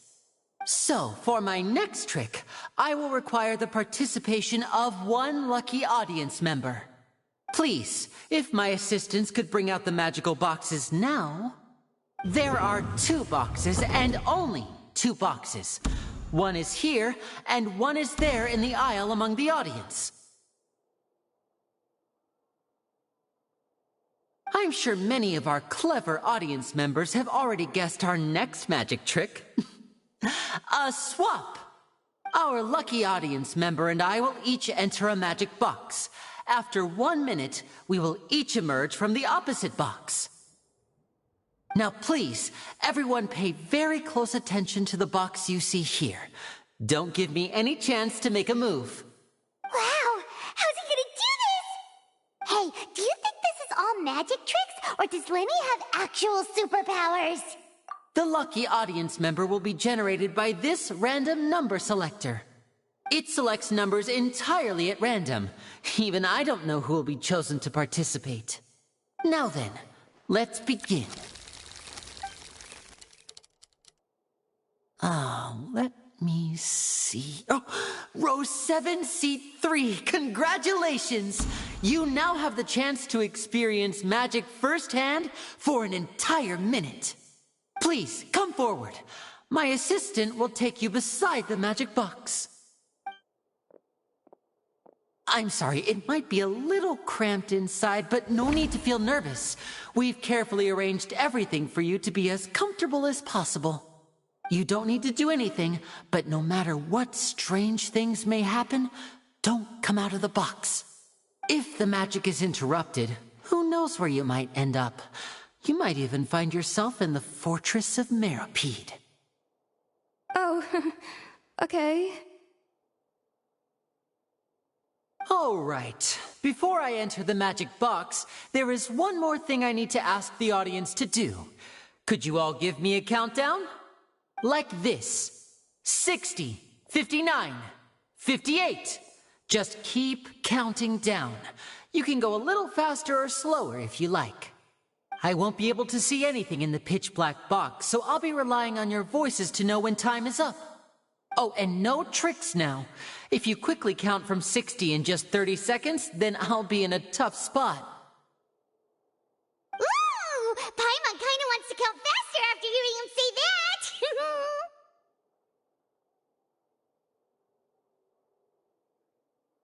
No, that won't do. I can see it in your eyes. You still can't be trusted.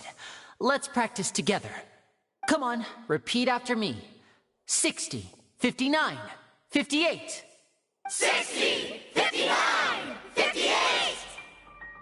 That's right, perfect. Keep it going. All right, I'll see you all on the other side once you've finished counting.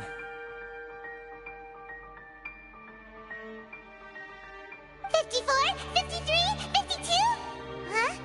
Why aren't you counting, Neverlet? I am counting in my head. I think things are exciting enough in here as it is. Merely a consequence of my identity and personality. Do not worry about me. Just enjoy the show. Oh, alright. You look so serious that Paimon thought you might be feeling uncomfortable or something. 40, 39, 38!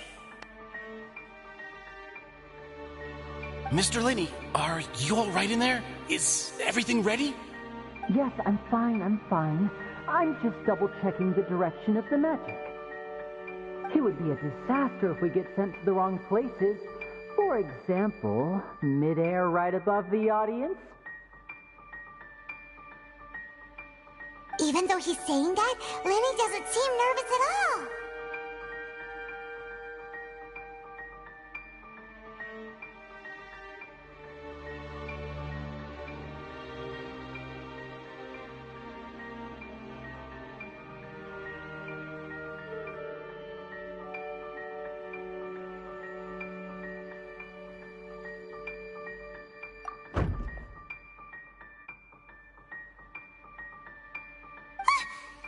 Noise! Did you hear it too?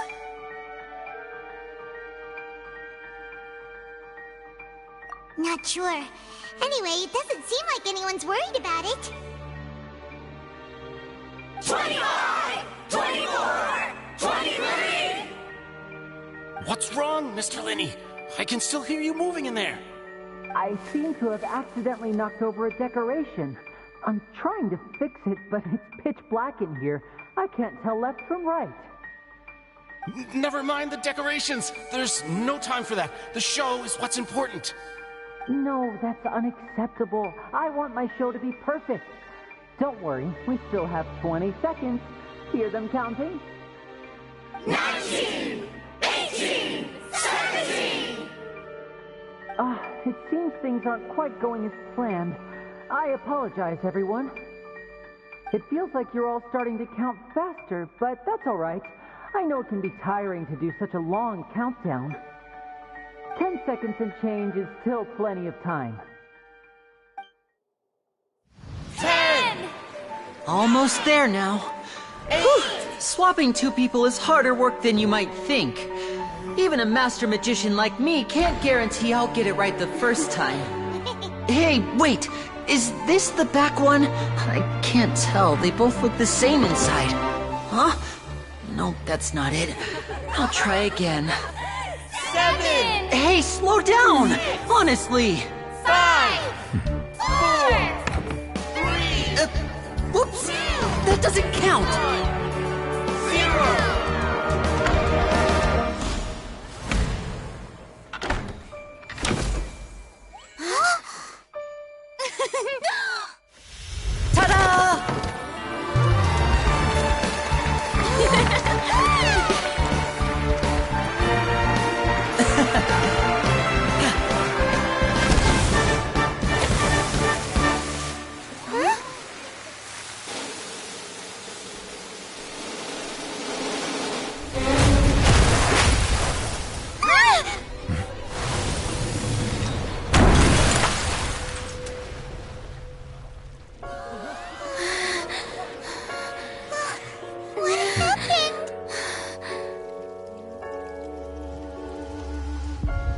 Is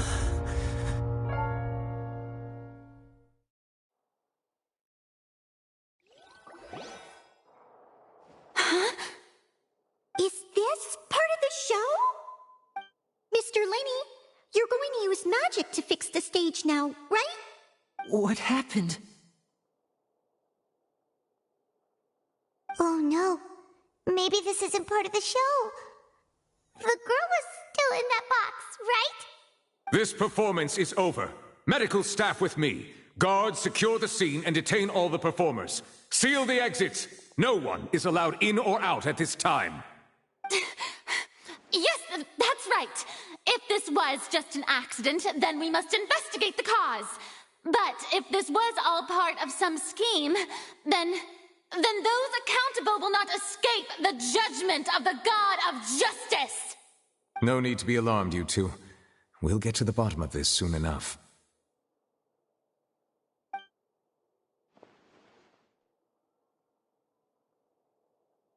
Unfortunately, the person who is in the magic box has been pronounced dead. His name was Cowell, one of the assistants in Linny's magic troupe. Apparently, the fireworks on stage ignited the ropes that were suspending the water tank, which then caused the tank to fall onto the stage. As of now, we are still not sure why we found Cowell in the box, rather than the guest from the audience. And after an initial search of the area, the guards have confirmed that the girl is nowhere to be found. It appears that this incident was not merely some mishap with the performance. And there are many indications that it is connected with the case of the serial disappearances of young women. The serial disappearances case? That's the case that Charlotte mentioned before.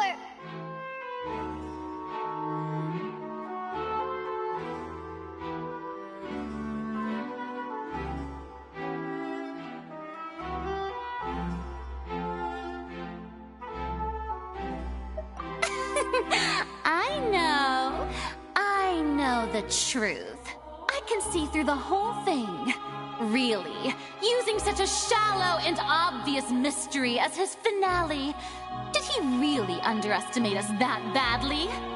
I say that our powerful magician, Mr. Linny, is now the prime suspect for the serial disappearances case. Huh? Why me? This whole thing was an accident. Oh, this all occurred during your magic show, did it not? The missing girl disappeared after being chosen, did she not? The deceased is one of your assistants, is he not? Now that I think about it, that whole speech about magicians making things disappear was nothing more than a provocation, a bald-faced challenge. That can't be right. How can Linny do this? He was in the box on the stage the entire time. We can even hear his voice. Besides, before the show, he told us that he would like to catch the criminal behind the disappearances. He couldn't possibly mean catching himself.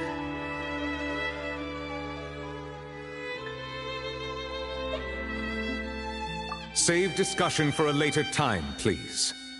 Lady Farina, may I assume that your comments just now constitute an accusation against Mr. Linny and his associates, and that you are pressing charges? Huh? I just think that I think it might be a little early to talk about formally pressing charges. But what Lady Farina said just now makes perfect sense. Looks like she's gonna personally deliver justice. A kidnapping and murder carried out under the cover of a magic show. Lady Farina said it all. I mean, of course, my dear people. But what excites me even more than the obvious truth before our eyes is the opponent I'll be facing. That's right. I mean you, Traveler. You'll support Linny, won't you? After all, he was the one who helped you the first time we met.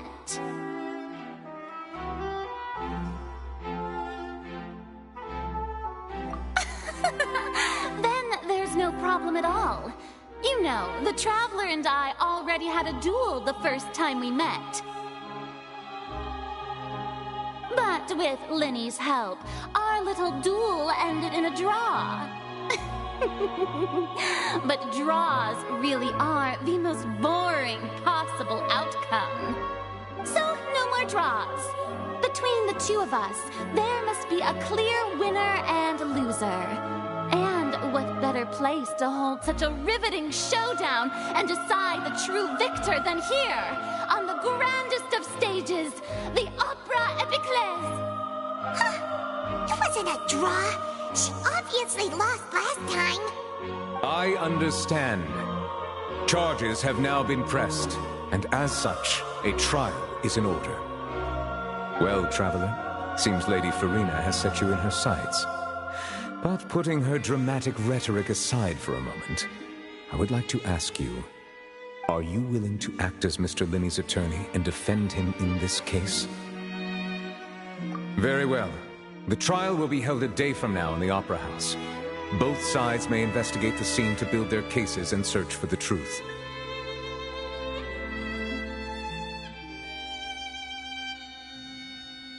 Linney and his troupe are all potential suspects and shall remain within the Opera House.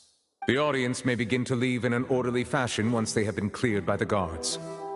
A day isn't that long. Let's see what kind of case this big-shot outlander can build in such a short amount of time. I'm really quite looking forward to hearing it.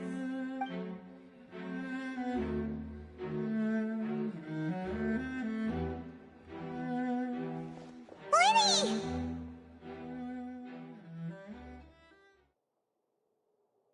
Sorry about everything that happened just now. Were you frightened? Of course! Who wouldn't be scared after witnessing an accident like that? Yeah, I'm a little shaken up myself. How could this happen? And poor Cal. I know you already claimed that you would defend me, but now it's just us talking. Tell me, do you think I could possibly be the murderer? Good to hear. Thank you so much for trusting me. I'm sure everyone sees me as the biggest suspect at this point. But, if you ask me, the whole thing is mysteries layered upon mysteries, such that all that's left is confusion. I don't know whether what happened there on the stage was purely an accident or not, and I don't know why poor Cal was in the box. As for how that girl chosen from the audience could suddenly disappear, I'm afraid I don't have any answers either. If someone tampered with my performance, then we need to figure out what they did.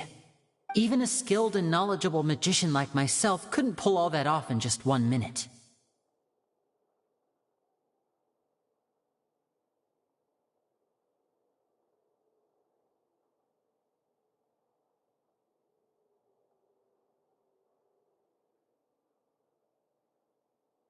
Which is precisely why we need to investigate!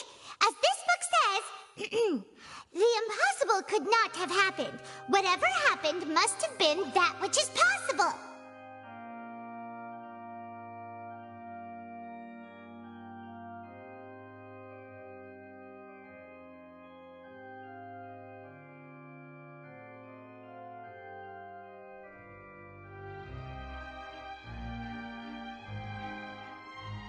Paimon bought them when we were reading at the bookshop in the city earlier. Pretty cool, huh? Don't worry, Paimon used her own savings to buy them. It wasn't from our travel funds. I think they look cute on you, Paimon. You have good taste, Lynette. That's the right attitude. Feeling depressed isn't going to help me now. I need to get back to my normal self. But with the guards watching our every move, it's going to be especially difficult for Lynette and I to prove our own innocence. Good thing you agreed to be our attorneys. Thanks for that. We'll be counting on you. Yes, thank you so much.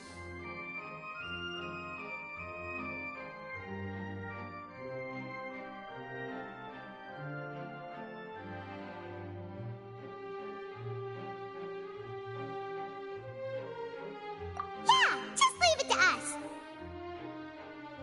Oh, since we're going to start investigating, Paimon has a question first. Where did echo during the performance. Ah, well, I'm afraid that would involve some of our essential trade secrets as magicians. The secrets behind our magic are past saving, Linny. I suppose you're right. The truth behind our tricks is going to be important evidence that will be weighted during the trial. 'Tis truly a pity. As a magician, our magic show is a work of art. We've poured countless hours and spared no effort in perfecting it. But if revealing our secrets will help you uncover the truth behind what happened, then it will be well worth it. We should go somewhere else if we're going to discuss our magic tricks. We'll go speak with the guards, and in the meantime, you can go investigate the stage and the seating areas. Alright, let's go have a look while the investigation teams are still here. Detective Paimon is on the case!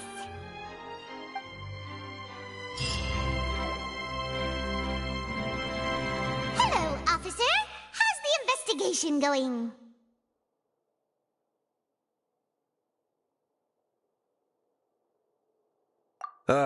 I see. You must be the traveler that Lady Farina mentioned. Listen, I'll be perfectly honest with you. I'd avoid getting mixed up in this whirlpool of a mess if I were you.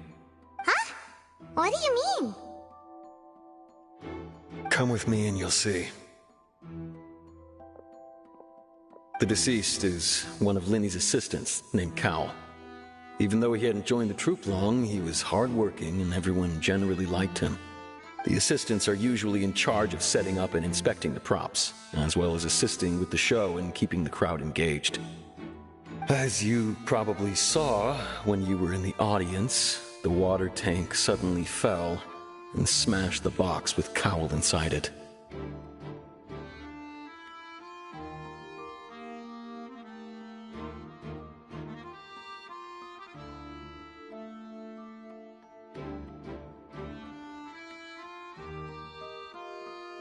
This is the real mystery. We've already searched the scene and were unable to find any traces of the girl. However, if you look carefully, the box was positioned directly under the water tank. The ropes holding the tank were then burned by the pyrotechnics on stage, causing them to snap. All these factors lining up so perfectly makes it hard to see this as a mere accident. If anything, the more logical explanation is that the whole incident was intentionally planned, and Linny is the most likely person to have access to all these areas. But he doesn't have a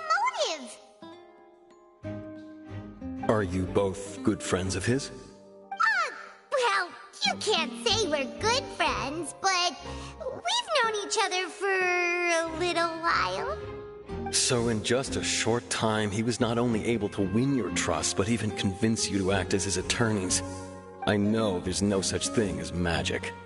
The real trick of a magician is holding the audience in the palm of their hand. I've seen a lot of cases, and I can tell you that people are the least reliable kind of evidence. Sorry, I tend to be pretty straightforward. Just know that I'm warning you for your own good. Anyway, you may investigate the scene of the crime yourselves if you're curious. Who knows, maybe you'll be able to come up with some new evidence.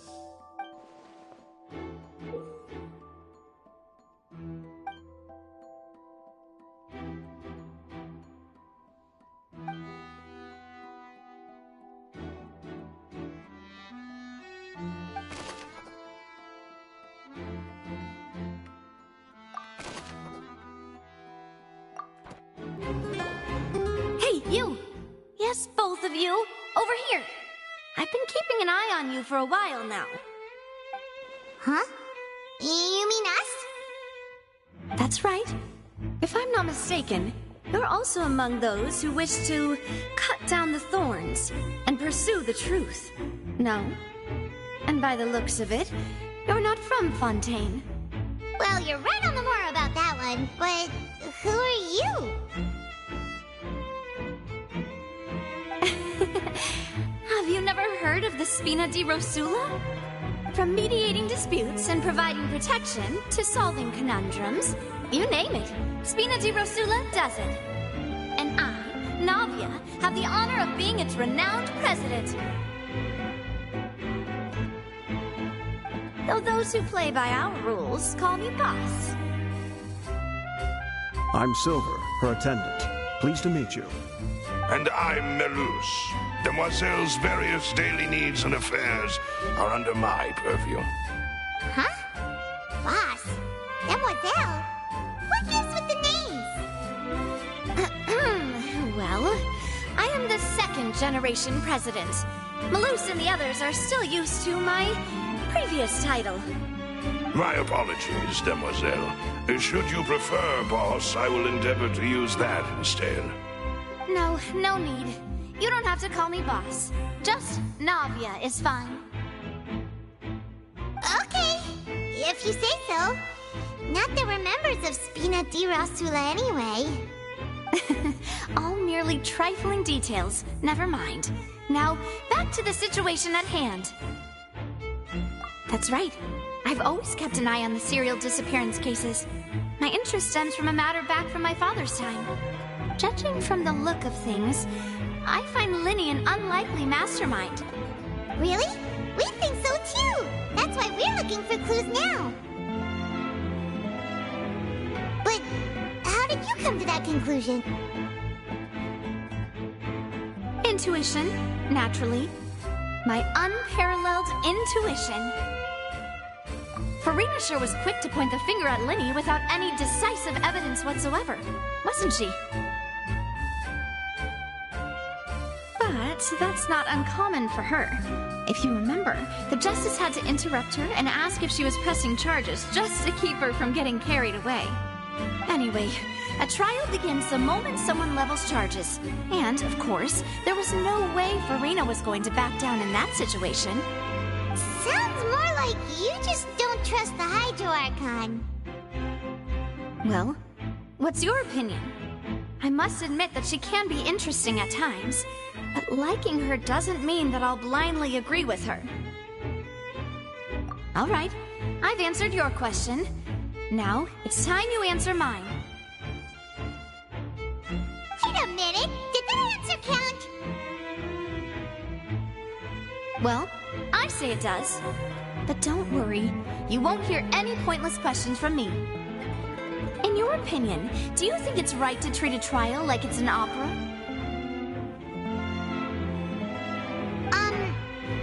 Well? And why would that be?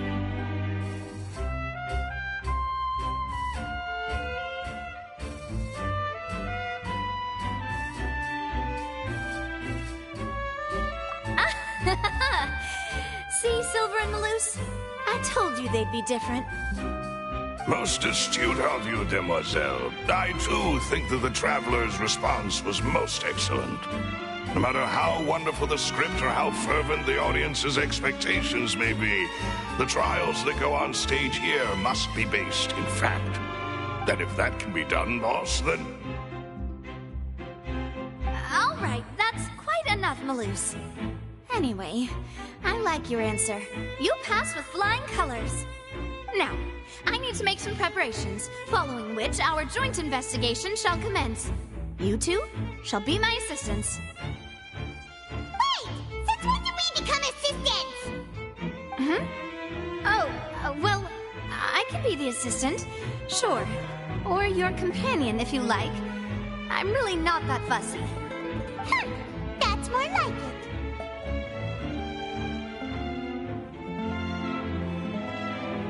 Far be it from me to brag, but I believe that Demoiselle's intuition will be instrumental in uncovering the truth. You wish to save a friend from false accusations, and we wish to unravel the disappearances. In this sense, our goals are aligned. You have a point. Huh. You're quite the talker, aren't you, mister? And what about you over there? What do you think? You seem like you've got something on your mind. I have nothing to add. Oh, alrighty then. We'll be making some preparations first. Just be sure to let us know if they start revealing Linny's tricks.